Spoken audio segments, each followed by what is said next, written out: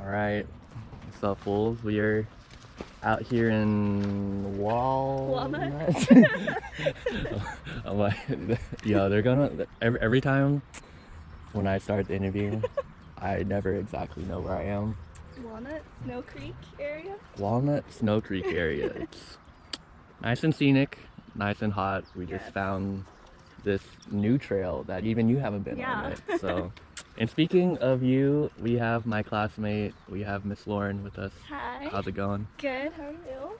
Yeah, there's no one behind me. Good. So, of course, this is the continuation of the series within the series where I'm trying to grab all my classmates from our DPT cohort, trying to hear about all the cool things that they care about and they're into. So of course the first question normally is, how do you know me? Of course you're in the class with me. Yeah. So could you tell them, do you remember the first time that we interacted with each other? Ooh, not like the exact first time, but we were in the same anatomy lab together. Right. So we got to dissect our cadaver, which we never got to finish, but I am not sad about that, to be honest. Really? I wasn't a fan of cadaver lab at all. Yeah, you looked bored during. Yeah. But yeah, just long hours in anatomy lab, digital lab. Digital lab. Yeah. We had the same bone box too, right? Yeah. Yeah. Yeah. Cool. Yeah.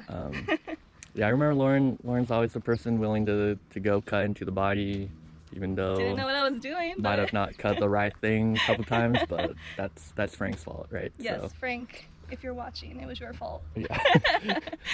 All right, and then second question, since we're all in PT school, I'm assuming you want to be a PT once you graduate. So can you tell everyone kind of what your kind of prior work experience is in this field, and then maybe once you graduate, what population you want to work with? Yeah, so I actually started through my own experience because I tore my ACL and meniscus in high school. So I went through about a year of pre and post-op for that. Yeah, it was a long time, but I just thought it was cool that I could go from not even being able to lift my leg to eventually going back and playing basketball. So that's like how the interest started.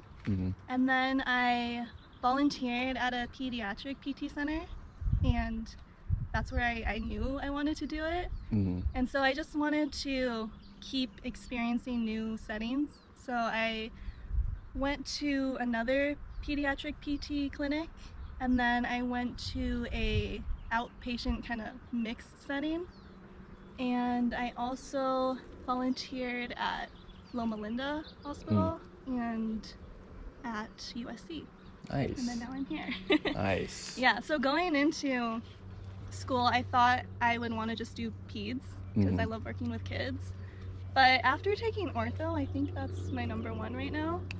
Oh, but we're taking peds right now too. Did that not bring you back over to wanting to do peds, or? I think I just need more clinical experience. Do you have the second or third rotation down? No, not yet. But did you mark saying that you wanted to do a peds rotation? Yeah. So we'll see. It's still still open, right? I think like it's different just learning from books and stuff, and then actually getting to like work with patients, because we haven't really gotten to do that for peds. Yeah, I don't think our classmates count as it's different. Right? So we'll see. Nice. So I guess to kind of get into the deeper questions of this interview, hopefully you weren't loathing awaiting this part. Can you give me a cause or issue that you think is important, but you feel like it doesn't really get the necessary coverage or attention you think it deserves? Yeah, I mean, I would say mental health. And I think it's, oh sorry, I'm distracted. There's like a bunch of squirrels on the fence, and I know Lexi's staring at them. Yeah, actually, you guys don't know, when we're walking here, you see them? I see them now. My eyesight is atrocious. I need glasses when I drive and when I'm in lecture. Yeah, I'm like, Lexi's gonna definitely try to go run up to them. I feel like most of the time people will point out stuff, and I can't tell if I actually can't see it or if I'm not like looking at the right spot.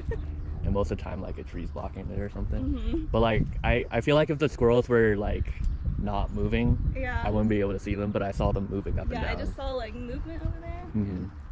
Yeah. Sorry. It's all good. I love these tangents. Anyways, yeah, mental health, which I feel like it's starting to get more awareness now. But I think with the pandemic, like a lot of people are struggling with their mental health. Yeah. But I think it's good that more people are starting to speak up about their experiences and trying to find better ways to manage their mental health. Because for me, like I've had experience with anxiety and depression. And so I feel like it's hard to admit or admit something's like wrong. And at that time, I feel like no one was really talking about anxiety or anything. So I thought like, oh, maybe I'm just being like overly sensitive, or maybe I'm just like really stressed. Like I didn't really know what it was. Yeah. But then I feel like once you admit it, then it's kind of hard to like talk about it with other people, because then you're like, well, what if they don't believe me, or like what if they think I'm being dramatic? So I feel like now it's good that people know that they're not alone, and that like other people are experiencing it too, and there's more resources, I feel like now. So yeah, I feel like it's a good step. Yeah, and I guess real quick just to like follow up on that, in previous interviews, I'll say with Allison, she talked about going to therapy. David, I mean, of course, his interview hasn't come out yet. David talks about like practicing meditation for himself. I think Doug, when talking about his ADHD, he talked about actually being able, I think Doug and Evan, they talked about kind of both from the perspective of either growing up in like a white Christian family or an Asian family, being able to actually go to the doctor and getting the medication that they need and getting the help that they need. Would you say there's like a certain step that you took, or maybe any advice for people who are kind of experiencing this and how they should help themselves? I think it's different for everyone. And I feel like the biggest thing is to kind of find what triggers the anxiety or whatever it is.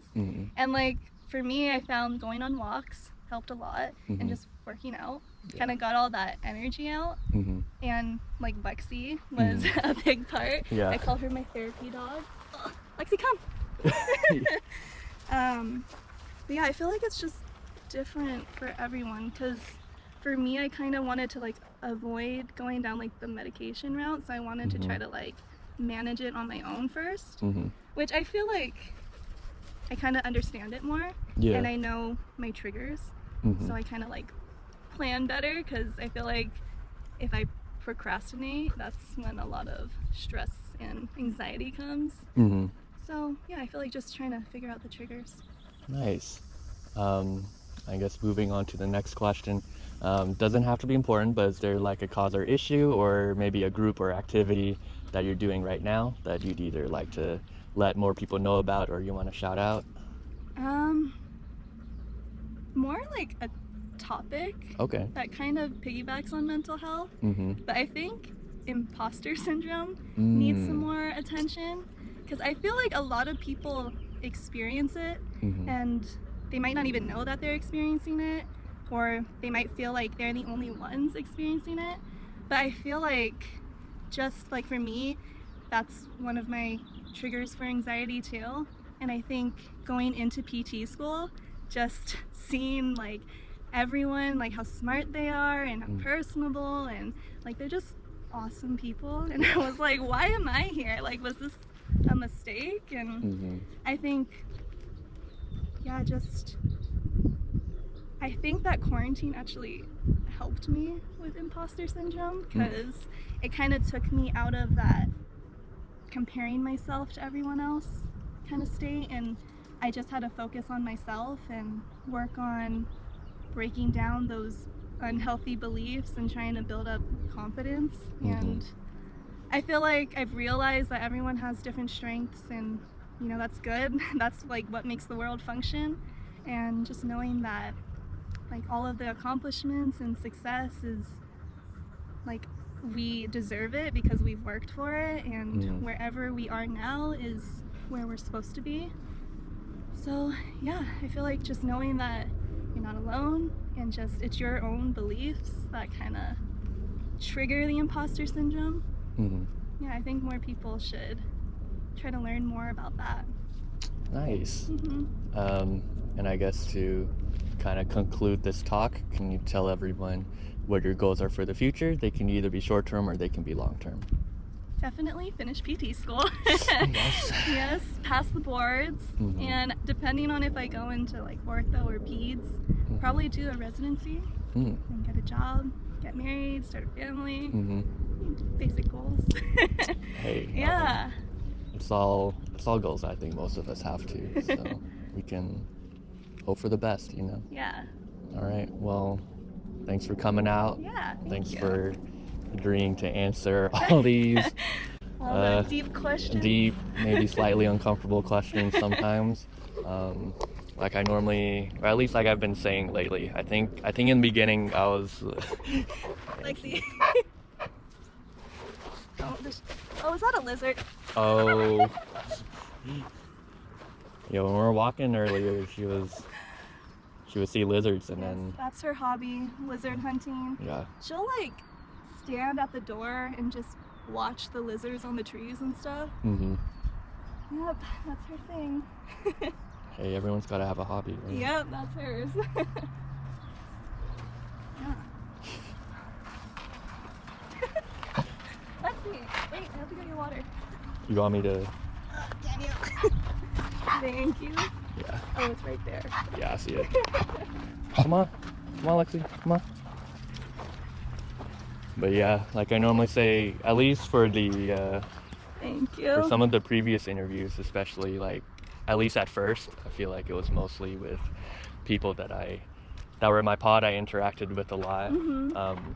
But I'm finding that not that I didn't enjoy those interviews as much, but I'm finding that I'm definitely enjoying these later ones where it's with people that I feel like I've definitely got along with Mm-hmm. in the past, but because of the pods, we don't really talk as much, Yeah. and like I feel like you said, since we did used to like have the same lab anatomy group, the same bone box, we did talk more, and then it was like, oh, we just stopped we just stopped talking. Too. And it's like sometimes we don't even see each other when we're walking to lab, and it's like sometimes months, 2 months go by, you don't talk to certain people, and it's like I was telling some people like in the beginning of the year, they really try to I say reiterate like, all right, this cohort's like gonna be your family, you're gonna be close to everyone, and it's like I feel like I'm close to like 20 people, and there's like 50 people that I haven't really talked to. So kind of these talks have been like a cool experiment. It's been a cool way to kind of reconnect with people that I used to talk to, and some of the people I straight up didn't talk to at all. So it's been cool getting to know them. I wish I got to spend more time with them. Yeah. But like we talked during anatomy and stuff, but we've Mhm. never like talked about anxiety or like issues Right. like that. yeah, So so yeah, that's good. getting to know my classmates, my future family better. So On a deeper level. it's been fun. But with that, we'll go ahead and end it, and we'll see you guys on the next one. Bye. All right.